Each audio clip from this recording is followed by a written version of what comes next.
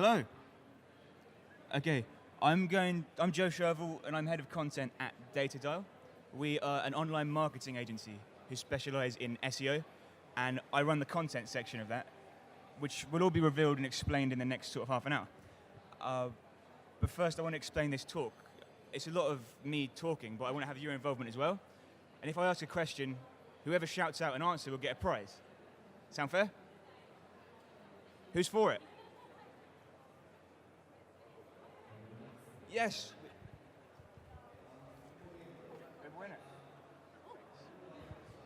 There's better prizes to come, I promise.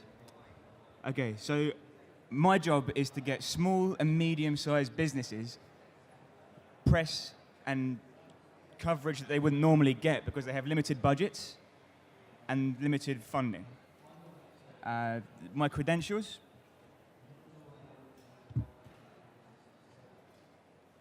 I'm regularly featured in these sorts of online publications with big readerships. And this is just for the last few months alone. Last night, I got an email from Shortlist to say I've been featured again. And last week, we had MSN and the Malaysian Business Insider. So hopefully that acts in some way to show you that I know what I'm doing when it comes to getting these small businesses mentioned in the press. Who's heard of the Baltic Travel Company? No, well, I got them in the Daily Mail. Who's heard of the London Speaker Bureau? Well, I got them in Business Insider. Who's heard of the Gap Partnership? Okay, well, I got them in entrepreneur.com. That's inc.com, wait. Who's heard of Konosco? A small IT support company in London? Well, I got them in entrepreneur.com. Who's heard of Love Reading? They sell books online. I got them on page 3 of the Times. How did I do it? Making great content. So, bringing it back to news hacking, the best thing to do is probably say, what is news hacking? Well, first of all, what's hacking? Hacking is gaining entry to something where you don't really have a right to be there, or you use unconventional means to get there. So if you're hacking into a bank vault, you'll use a chisel. If you're hacking into a program, you'll use code. But if you're hacking into the news, you should use content. But what do I mean by news? By show of hands, who reads the newspapers? Don't be shy. Who watches the news on TV? A little more. But who, like me, goes on Facebook and Twitter and Reddit to get their news? Okay, starting to see a pattern. So, I want to set 2 fundamental points before we start the real bulk of the talk. And I'm going to tell you 2 stories about 2 people to establish those 2 points. The first story is about this guy. Anyone know who that is? It's not Patrick Swayze. It's me. 2 years ago, I was working in Southampton in a bar, and I had my English language degree, and I thought I was wasting my time. So I started applying for jobs in marketing, and I got an interview at Datadial, where I work now, and I was brought on as an SEO copywriter. So my parents were really pleased with me, my girlfriend was really pleased with me, my friends were really pleased with me. The only person who wasn't entirely pleased was me, because I didn't know anything about SEO or copywriting. But on my first day at Datadial, they told me one thing which rings true today, and that's you need links to rank, right? For your SEO to be good, to have a good SEO profile, you need good links from high authority, well-trafficked websites. So that's point 1. Point 2 begins with a question. How do you get those links? And that question takes us back to 1840. Does anyone know who this is? This is James Gordon Bennett Sr. And he started the world's first daily newspaper, the New York Herald.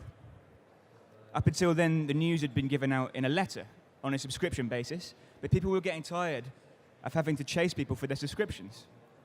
So this guy came up with a new idea: I'll sell one every day. But to sell one every day, you need news every day, and there's just not that much happening in the world. So what you find is people start putting sensationalized headlines on very mundane events. And that's something that we're seeing even more today, particularly with the rise of clickbaity sort of headlines on BuzzFeed and Daily Mail, things like that. But also he found that he couldn't wait for the news to come to him anymore. He had to go and find it. And a good way to get people to give you news is to pay them to give it to you, right? So for 150 years, people were selling their stories to the newspapers, which is a good model because you can afford to do it when you're selling papers every day. But now with the rise of web technology and the decrease of daily paper sales, you can no longer rely on people to come to you because you can't afford to pay them for every story. So where do you turn? Social media, right? Who remembers this? The Boston bombings a few years ago, awful business, but if you followed it in the newspapers, you'd have missed out on all the action. You'd have heard there was a bomb, and the next day you'd have heard that it was all done. They'd caught the guys, then they'd killed one of them.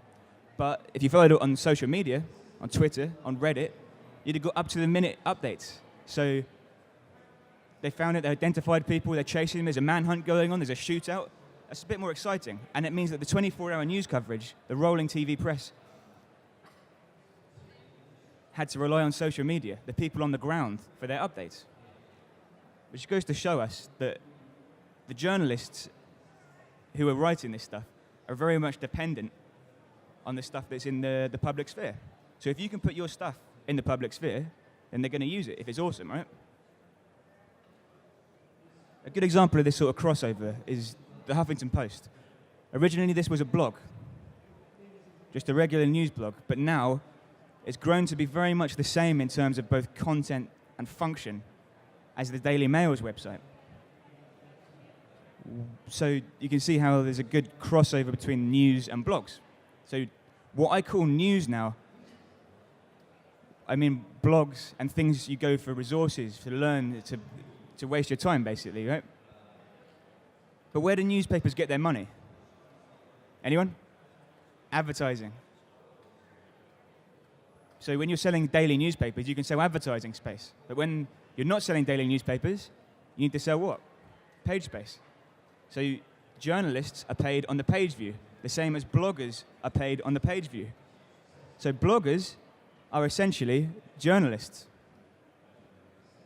So if you can put your content in front of bloggers who are hungry for new stuff and new ideas, then they're going to use it. And they're going to credit you with a link to your website, which, as we know, is essential for SEO.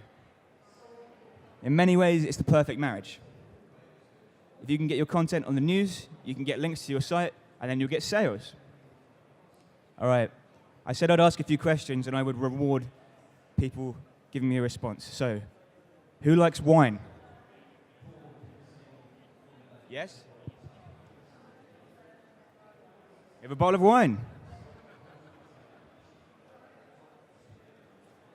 Thanks very much. You're glad you turned up.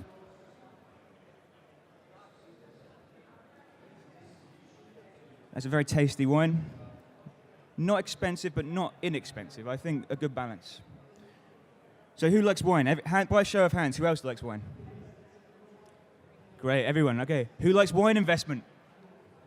Oh. So we have a client. I have a client called Cult Wines. And their business model is they get people to invest in wine, and it matures, and they get money back.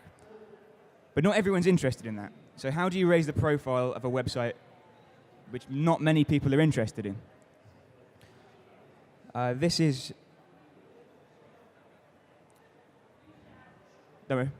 This is a graph showing the visibility of Cult Wine's website. And you can pretty much see the exact moment that Datadog started building links for them.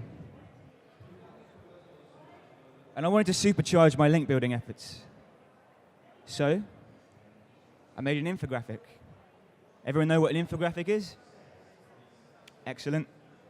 So I took a very complex thing, like the world of wine, the language of wine, so terroir, tannins, all these sorts of things that sound very complex, and I made them very simple. And I designed this beautiful infographic, if I do say so myself. And I shared this around on the web, in the right places, on Reddit, on social media, and it got picked up. It got picked up by Business Insider and Yahoo, and a lot of very high-profile websites with a big syndication network. So the more people who read these sites, who have blogs, the more people are going to reblog it and reblog it. And they all supply links back to the client site, which helps their SEO. And as you can see, that's the moment we launched it, and it begins to climb. But SEO is a long-term game, as we know, and one swallow doesn't make a summer. So the second infographic I made was called Around the World in 80 Drinks. And this takes the national drinks of 80 different countries with really nice imagery. And again, we shared this online, put it in the right places, and there's another spike. But more specifically, that's the exact moment that the graphic was picked up by the Daily Mail and their syndication network. So you can see just having that placement in a place that has a huge readership, like the Daily Mail, can give your brand a real boost. Okay, next question. Who likes reading?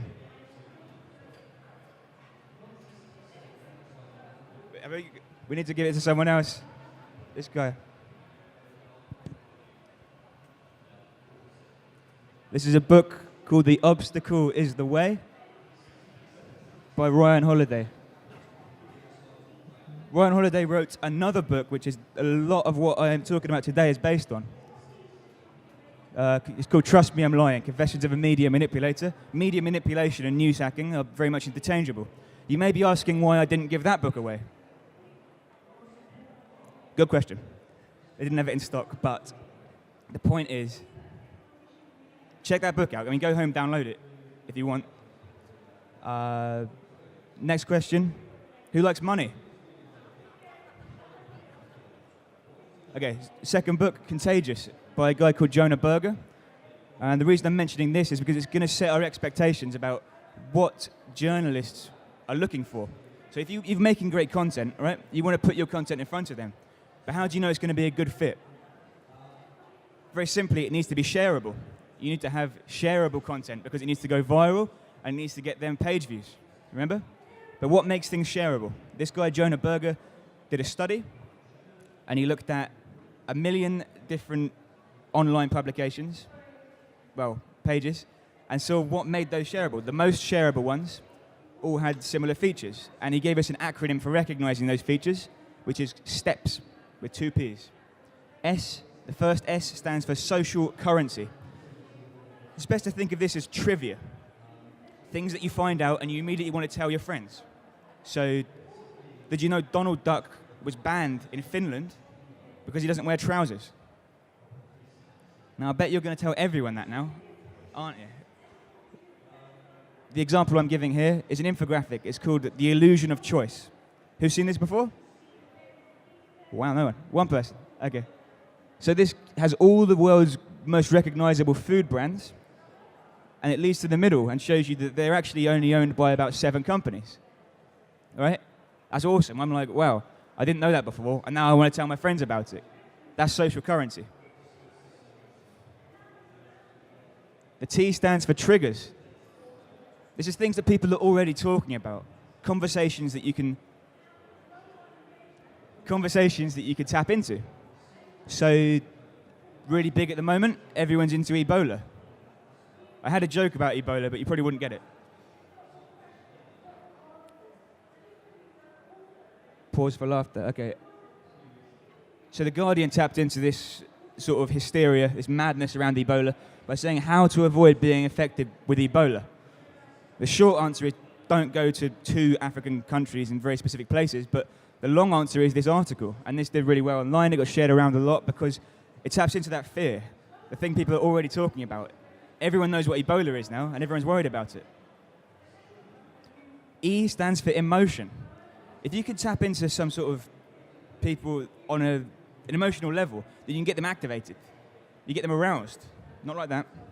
You put them in a state of arousal, and they want to do something. The best way is through humor. If you can give people joy and something funny, then they're going to share it. A good example comes from our client, The Poke. You may have seen these guys. They've got a video called Nothing to See Here, just a cat dressed as a shark riding a vacuum cleaner. Right? I'm sure it's hilarious. I can't play it today, we don't have time, but go home and Google it. So humor works, as does awe. Who knows this guy? Felix Bergmauer.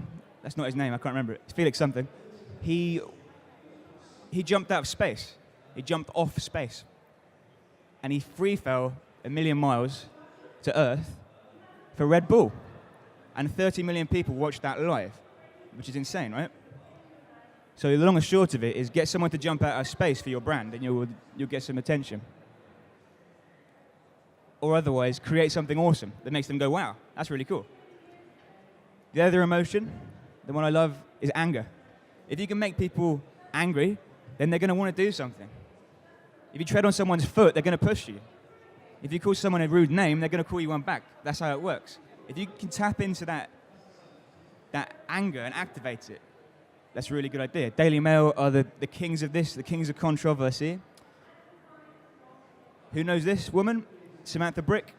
She regularly writes inane and insane articles like this one, where there's downsides to being this pretty. She's not particularly pretty. Maybe she is to some people, I don't know.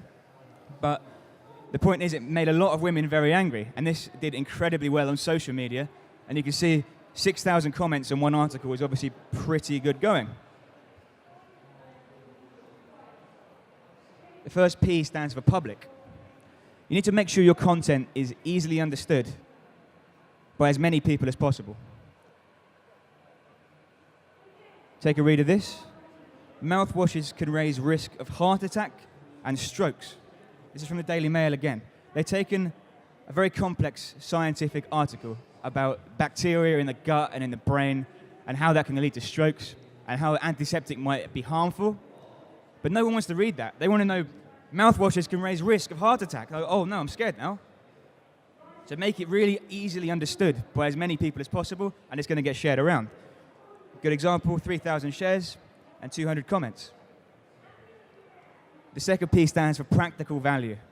If something's useful to people, particularly in a specific industry, then they're going to share it in that industry. So we've got a client called the Cosmetic Surgery Clinic. And cosmetic surgery is a bit of a taboo subject in certain circles. You can't get people to endorse your cosmetic surgery brand very easily. So you need to find a back door.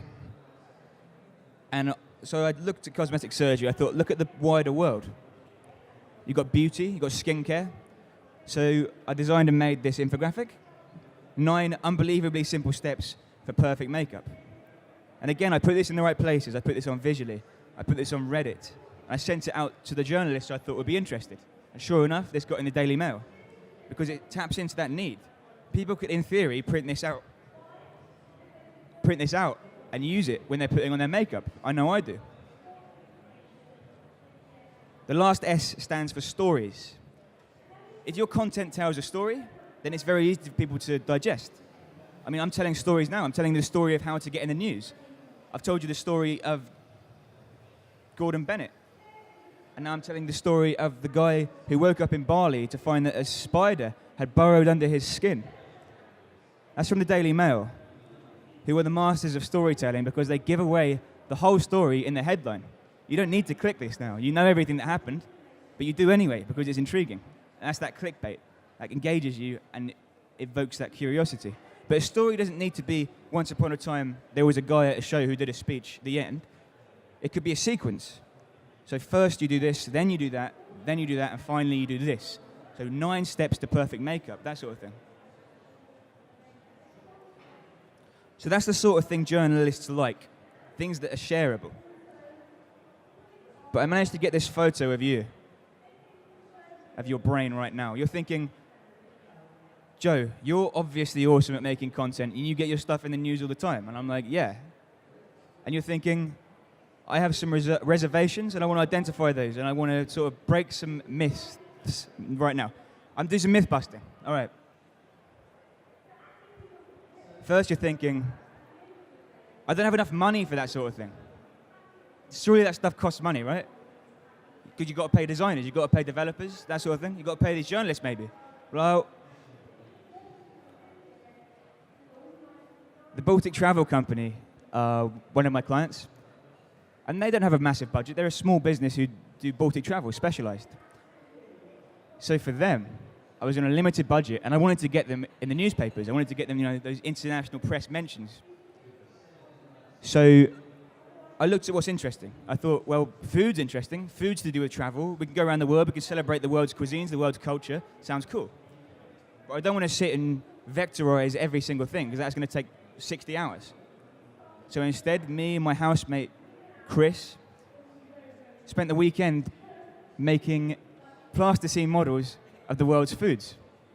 This is the USA. This is a hamburger. This is Northern Ireland. This is an oyster fry. Scotland, it's haggis. And Sweden, meatballs. We put that together in a nice infographic, and we sent it to the journalists and the design blogs and the food blogs that we thought would find it interesting. And sure enough, it got picked up by the Daily Mail again. But also Business Insider, also firstwefeast.com, also Food Beast, also finedining.com. We found a niche, and it cost us like £20 for the plasticine, so it's not bad going. Your second reservation is like this. This is probably from your last board meeting. You say, we're business people. We do business around here. We're businessmen and businesswomen with business minds. We don't have time to make plasticine.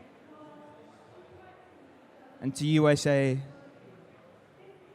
infographics are still the way. So I mentioned Konosko earlier. They're an IT support company based in London. They're quite small. They work with small businesses.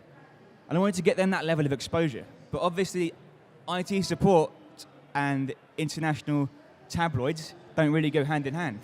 So instead, I looked at what crossovers we have. Well, people like apps and people like to be productive, I thought. And that's to do with technology. So it's contributing to that industry. So we made an infographic called "These 44 Apps Will Make You More Productive." This got shared on entrepreneur.com, but also on Guy Kawasaki's blog at Alltop, and about 40 other app-based blogs and general technology interest blogs, which really helped secure that basis for a strong link profile for Konosko. And those are the only two hang-ups I thought you'd have. So I'm going to move on to tips and tricks, some pro tips that you can use to improve your content. So the first question is, who has content on their blog at the moment that they think is being underappreciated? It's awesome content because you wrote it and you're an expert, right? So why aren't people going there? Anyone think that? Don't be shy. There must be one person, come on. There's one, okay, fine. The first tweak I'd suggest is look at the headlines. Not in the newspapers, but specifically at the headline of your piece. This is the first thing people see when they're going to click on it. So it needs to be catchy. If you own a film blog, and you do a post called 5 films, and that's it, people aren't going to click it. But if you call it, "These 5 films are going to change your life right now, I promise," people are going to click that because it's engaging, right? It takes something mundane and turns it into something awesome. It's the first thing they're going to see on social media. If that's getting shared around on Facebook and Twitter, you want it to be clickbaity. You want it to get them on that level, that intrigue, that curiosity. If you use the word "you," it's far more effective, and this has been shown. For instance, you need to stop putting off what you're doing. Or you need to watch these films right now. Or this is going to change your life. Okay, now you're talking to me on my level. I like it. I'm going to click it because this fits me. I like it. Ask a question to arouse curiosity. How do these 5 films measure up against the greats? What did this filmmaker know that you didn't? Those sorts of things. And always use a number. Odd numbers work really well. So if you're making a list sort of item, make sure it's an odd number of things. So 47 ways to beat Ebola would be good. But the number 7 particularly, if you can get 7 in there, you're onto a winner. That's just scientifically shown to be the most shareable number. Maybe it's the 7 deadly sins, maybe it's the 7 dwarves, who knows. Always use adjectives, because adjectives are awesome. They're fantastic, they're intriguing, they're boring, but they're also exciting. They change something mundane and make it amazing, because they find that way to connect with people. But always limit your headline to 65 characters. Why do I say 65 characters? Anyone? It's the length of a Google page title. So if you're appearing in the Google search results, the most you're going to get is 65 characters. So you need to get everything across in those 65 characters. Equally, if it's getting shared on Twitter, you've only got 140 characters. So if you post it and the whole tweet is taken up by the title, you've got no time to say anything. So you'd be saying, hey guys, check out my new Next thing you're asking is branding. How do you get branding in? Because you want to get your business across as well as possible. What's the point in spending all this time making these awesome stuff if you can't get your company's name on it? And while branding is good, I think advertising is bad when it comes to shareability. It's really going to limit your effectiveness. For instance, we recently released a piece online called the Link Cleanup Guide, and it's a guide for recovering your website if you've been hit by a link penalty, which is a bit technical, but it's for people in the SEO world. But if we call that Data Dial's Guide to SEO Cleanup, it's transparent. It immediately seems like we're trying to advertise something, that we've got an ulterior motive. So my advice is, make sure it's branded, but make sure the branding is a mention. If you do an infographic, put your branding in the footer, where people are going to look last. So they don't come out thinking, okay, this is just a promotion tactic. At the end of it, they'll go, oh, okay, it's from them. And then they'll credit you, rather than promote you. In many ways, it's a good idea to let go of the brand completely and think about, how is this content going to benefit my audience as a whole, my industry? Because if you can present yourself as an expert and a go-to resource in your industry, no matter what it is, people are going to use your stuff and they're going to keep linking to you. But if you're out there advertising your products all the time, they're going to get bored of you.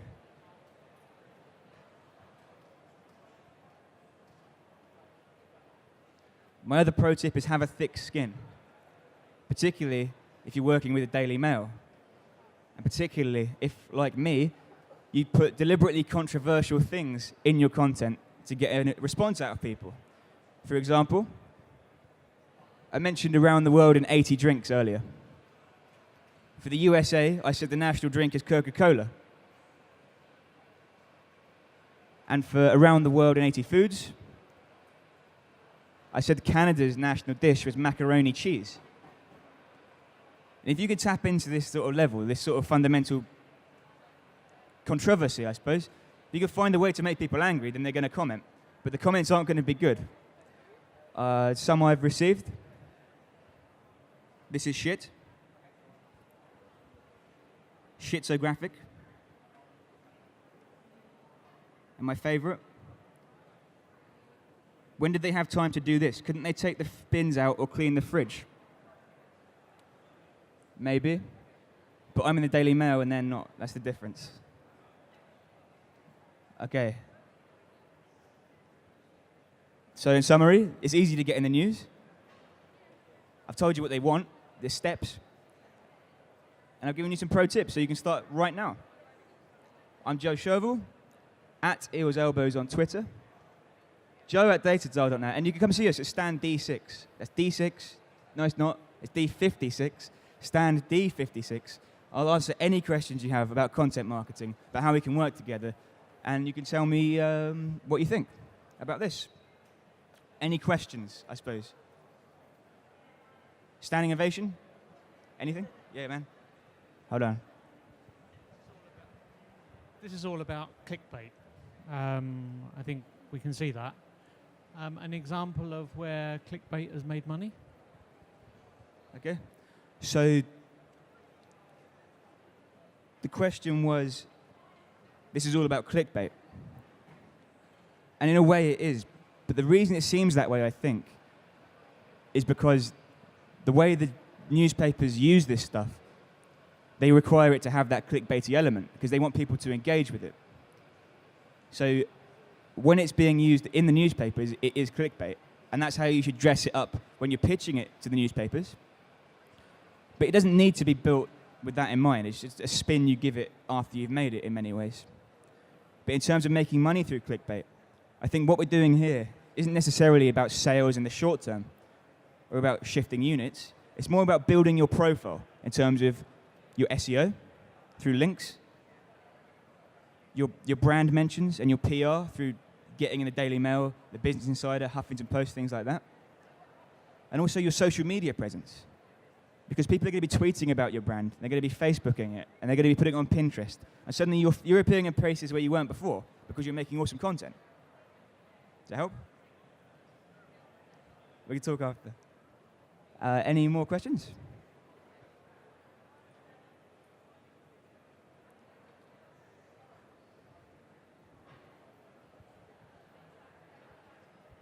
I guess 80% of the times you get mentioned somewhere, the people forget to put backlinks to you.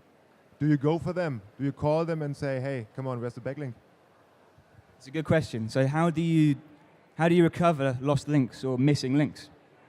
When you're making infographics, and this is one of the reasons I like to make them, you can put them through Google image search and see all the places that they've been posted. There's also tools like Image Radar and things like that, where you can see every site that's used your images. And this goes for any, so if you've got high quality photos of your products and people are stealing them, this is good for tracking them as well. And you can say, hey, by all means use it, but just give me a link. Like, I'm really pleased that you like my stuff and that I can contribute to your site, your community, but please give me that link. And generally they do. And if they don't, then you can send a cease and desist order to their host and get their site shut down. Any more questions? Okay, that's me. Thanks.